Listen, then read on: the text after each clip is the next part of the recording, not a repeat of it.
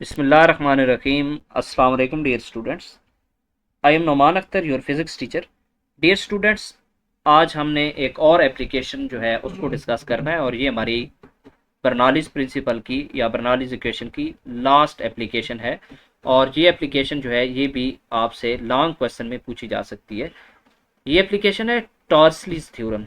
ये वर्ड जो है इस पे अगर आप गौर करें तो ये वर्ड टॉर्सलीज थ्योरम जो है इसमें ये जो वर्ड पहले बिल्कुल स्टार्ट पे टॉर लिखा हुआ है, TORR टॉर।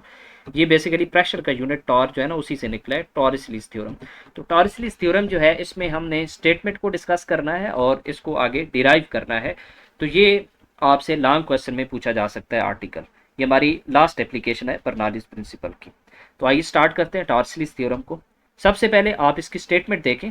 आपके सामने लिखा है कि the speed of the efflux is equal to the velocity gained by the fluid in falling through the distance h1 minus h2 under the action of the gravity. ये अभी तक स्टेटमेंट आपको थोड़ी अजीब लग रही है, जब हम इसको डिराइव करेंगे तो ये बहुत अच्छे से आपको समझ आएगी। इसमें ये कह रहा है कि स्पीड ऑफ इफ्लक्स, इफ्लक्स कहते हैं बहाव को, ठीक है। स्पीड ऑफ इफ्लक्स यहाँ से मुराद ये है कि जब हम फ्लूइड का कहीं से देखते हैं कि फ्लूइड मूव करके जा रहा है किसी ऑरिफिस में से, किसी होल में से, किसी पाइप में से निकल रहा है, तो उसके बहाव की जो स्पीड है वो बराबर होती है उस स्पीड के velocity gained by the fluid in falling through the distance h1 minus h2। यहाँ पे ये हाइट का डिफरेंस दिया गया है, इस बात को भी हम आगे चल के देखते हैं कि ये हाइट का डिफरेंस बेसिकली हमें क्या बता रहा है। Under the action of the gravity, तो उस टाइम पे हम इसको कहेंगे ये टॉर्सलीज थ्योरम है। अब ये आप जब एक्सप्लेनेशन देखेंगे, इसकी डेरिवेशन देखेंगे, उसके बाद आपको स्टेटमेंट बहुत अच्छे से समझ आएगी। आप देखें एक्सप्लेनेशन में कुछ चीजें हम कंसिडर करते हैं। देखिए हमने कंसिडर किया है कि हमारे पास एक लार्ज टैंक है। Consider a large tank of fluid has two small orifices A and B on it as shown in figure. हम कंसिडर करते हैं हमारे पास एक लार्ज टैंक है, हम इस टैंक की बात कर रहे हैं। ये हमारे पास एक लार्ज टैंक है और इसके अंदर हमने फ्लूइड रखा हुआ है, कोई भी लिक्विड है, वाटर आप कंसिडर कर लें। हैज टू स्मॉल ऑरिफिसेस, इसमें से दो छोटे होल हैं, दो छोटे सुराख हैं। ऑरिफिस का मतलब होल होता है, यानी जहां से आप छोटा नल लगा लेते हैं। आप यूं कंसिडर कर लें ये बड़ा टैंक है जो आप आम तौर पे छत के ऊपर रखा हुआ होता है आपने, और उसमें से ना ये आपको ऑरिफिसेस नजर आ रहे हैं। अच्छा, इसमें से दो ऑरिफिसेस आपको नजर आ रहे हैं, एक ए है और दूसरा बी है। अब डायग्राम में आप देखें ए ये ऑरिफिस है, ये आप यूं समझ लें जैसे छत के ऊपर टैंक पड़ा है और उसमें से ये जो पाइप आपने नीचे लेके जो आप किचन वाली साइड पे, वॉशरूम वाली साइड पे लेके आए हैं, यानी जिसको आपने आगे पानी को इस्तेमाल करना है, ये वो आपका ऑरिफिस है ए।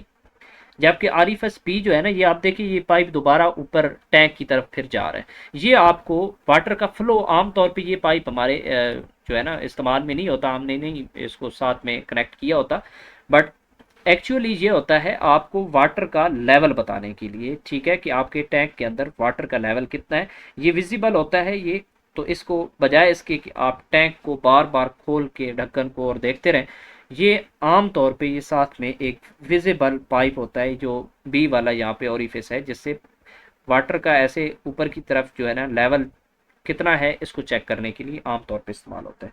तो इसके साथ तो हमारा वास्ता नहीं है, हमने ओरिफिस ए के हिसाब से सारी अपनी डेरिवेशन करनी है।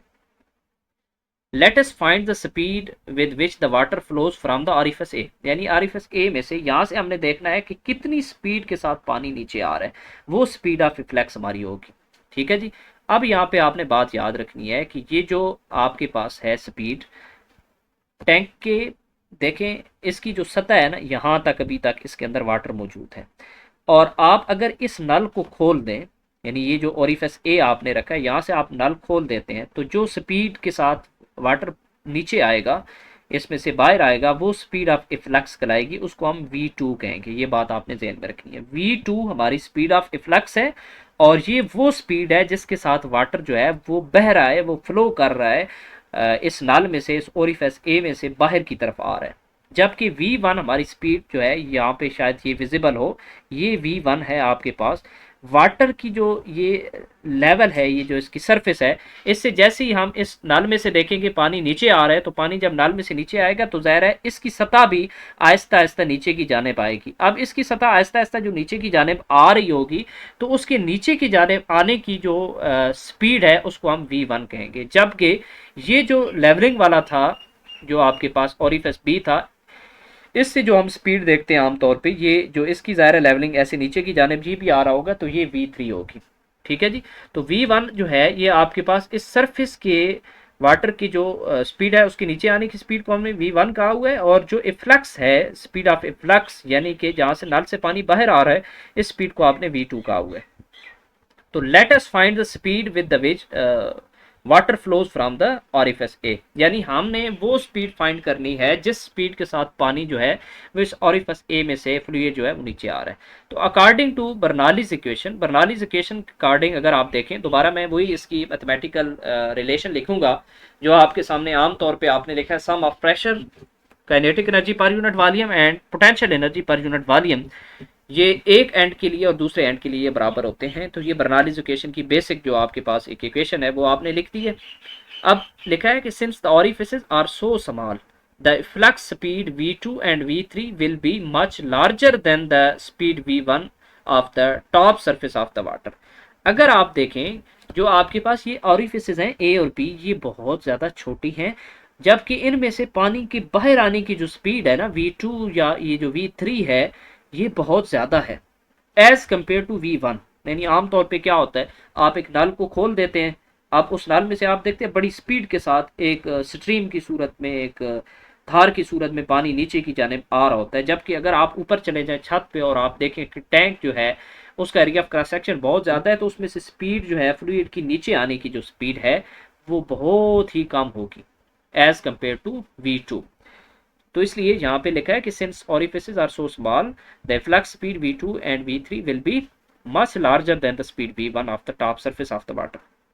सो take V1 as approximately zero, यानी जब हम कंपेयर करें V1 और V2 को, तो V2 इतना ज़्यादा है और V1 इतना कम है कि हम कहते हैं कि ये ना होने के बराबर है। अप्रॉक्सीमेटली हम इसको जीरो की इक्वल पुट कर लेते हैं V1 को।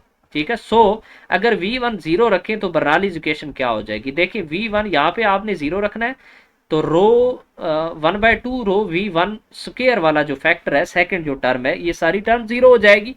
इसका मतलब बर्नौलीज इक्वेशन आपके पास आ गई है P1 plus rho GH1 which is equal to, right side सारी एज इट इज आपने लिख देनी है।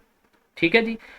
अगली अप्रोक्सीमेशन लें, आपके सामने लिखा है but P1 is equal to P2 is equal to P। बहुत ही इंपॉर्टेंट पॉइंट जेन में रखना है।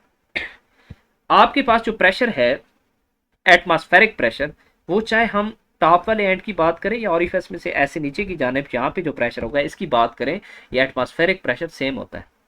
तो P1 और P2 ये एटमॉस्फेरिक प्रेशर हैं, ये सेम है, ये बराबर हैं, तो इसका मतलब ये P ही होगा। तो अगर ये बराबर है तो फिर P1 और P2 का मतलब ही कोई नहीं है, फिर ये माने ही नहीं रखता, फिर P1 भी P है और P2 भी P है, ये तो कैंसिल हो जाएंगे। आपके पास जो इक्वेशन है वो फिर रिड्यूस होके इस फॉर्म में आ जाएगी। ये देखें, rho GH1 as it is left side पे which is equal to right side पे half of rho V2 square plus rho GH2। ठीक हो गया जी। अब हम इसको थोड़ा सिंप्लीफाई कर लेते हैं। आप देखिए रो GH1 को लेफ्ट हैंड साइड पे रहने दें, रो GH2 जो है इसको आप लेफ्ट साइड पे ले आए नेगेटिव साइन के साथ, minus rho GH2 which is equal to, इसको आप राइट साइड पे रहने दें, half of rho V2 square. अब यहाँ पे रो जी जो है वो कॉमन आ जाएगा, रो जी को आप कॉमन लें तो H1 minus H2 which is equal to half of rho V2 square. अब यहाँ पे इस साइड पे भी रो आ रहा है, इस साइड पे भी यहाँ पे रो है, ये कैंसिल हो जाएंगे। और नेक्स्ट स्टेप में क्या हो जाएगा, आप देखें इधर तो ये रह गया था G into H1 minus H2, यहाँ पे देखिए 1/2 जो है ये बटा में है 2, इसको आप इधर ले आए, मल्टीप्लाई हो जाएगा 2 into G into H1 minus H2 which is equal to V2 का स्क्वायर। अब V2 का जो स्क्वायर है इसको खत्म करने के लिए आप स्क्वायर रूट ले लें, तो V2 is equal to under root of 2G into H1 minus H2। अब इस ये जो फाइनल रिलेशन है इसके अकॉर्डिंग आप देखें, V2 आपके पास वो स्पीड है जो इस ओरिफिस में A में से फ्लूइड की स्पीड थी जिसके साथ फ्लूइड बाहर आ रहा था, जिसको हमने स्पीड ऑफ इफ्लक्स का नाम दिया था स्टेटमेंट में। जरा वापस देखें, speed of the efflux basically क्या है, V2 है, इज इक्वल टू, वो किसके बराबर आ रही है, वो बराबर आ रही है velocity gained by the fluid, उस वेलोसिटी के जो फ्लूइड गेन करता है, कब गेन करता है, in falling through the distance H1 minus H2, जब वो फॉल करेगा डिस्टेंस H1 माइनस H2। क्या मुराद है यहाँ पे, जरा दोबारा डायग्राम में देखें, टोटल जो टैंक की हाइट थी उसको हमने h1 कहा हुआ है, और जहां पे ये नल लगा हुआ है इसकी जो सरफेस से हाइट है ये h2 है। तो इसका मतलब अगर टोटल हाइट h1 हो और उसमें से आप ये हाइट निकाल दें h2, तो बाकी ज़ाहिर है इस ओरिफिस से ऊपर और टॉप ऑफ द टैंक तक की ये हाइट बच जाएगी। यानी टोटल हाइट जो है h1 उसमें से h2 माइनस कर दिया आपने, तो ये वाला फैक्टर आपके पास रह गया। अब इसमें क्या होगा कि वाटर जो है उसकी ये लेवल था सबसे टॉप वाला, तो जैसे जैसे आप देखेंगे ये नीचे आता जाएगा इसकी V1 स्पीड के साथ नीचे आते आते आते आते कहाँ तक इसने नीचे आना है, जब तक ये इसका लेवल ओरिफिस ए के बिल्कुल सेम हो जाएगा, बराबर हो जाएगा। ज़ाहिर है उसके बाद वाटर का यहाँ से फ्लो जो है ओरिफिस से वो ख़त्म हो जाएगा। ठीक है जी, क्योंकि अर्शमीदस प्रिंसिपल में हम ये बात अच्छे से पढ़ के आ चुके हैं कि हमेशा वाटर जो है वो अपनी सतह बरकरार रखता है। तो आप देखें यहाँ पे ये जो इसने डिस्टेंस कवर किया वो कितना किया है, h1 minus h2 distance cover किया। तब इस स्टेटमेंट में लिखा हुआ है कि falling through the distance h1 minus h2, और साथ में लिखा है under the action of the gravity. Under the action of the gravity का मतलब ये है कि ये जो हाइट पे आपने वाटर रखा हुआ था, तो ये ज़ाहिर है वहाँ पे और तो कोई फोर्स नहीं है जिसकी वजह से नीचे आ रहा था, वहाँ पे हमने कोई पंप नहीं लगाया हुआ था, कोई मोटर नहीं लगी हुई थी, बल्कि ये ग्रेविटेशनल पुल की वजह से, ग्रेविटी की वजह से नीचे आ रहा था। और ग्रेविटी वाला फैक्टर यहाँ पे आपको ये फाइनल रिलेशन में नज़र भी आ रहा है, जी वाला फैक्टर। ठीक है जी, तो इसलिए आप देखें फाइनल रिलेशन क्या है कि speed of efflux is equal to under root of 2g into h1 minus h2, जो आपको स्टेटमेंट समझने में मदद दे रही है कि speed of efflux is equal to the speed of efflux वो स्पीड होती है, वो वेलोसिटी होती है गेन्ड बाय द फ्लूइड, जो फ्लूइड हासिल करता है in falling through the distance, जब वो डिस्टेंस कवर करता है कितना, h1 माइनस h2। और कवर क्यों करेगा, under the action of the gravity, gravity की वजह से कवर करेगा। ठीक हो गया जी, तो ये था हमारा आज का लेक्चर स्टूडेंट्स। ये लॉन्ग क्वेश्चन के हिसाब से बात की जाए तो बहुत ही इंपॉर्टेंट लॉन्ग क्वेश्चन है। उम्मीद है आपको अच्छे से समझ आ गया होगा जी। थैंक यू, अल्लाह हाफिज़।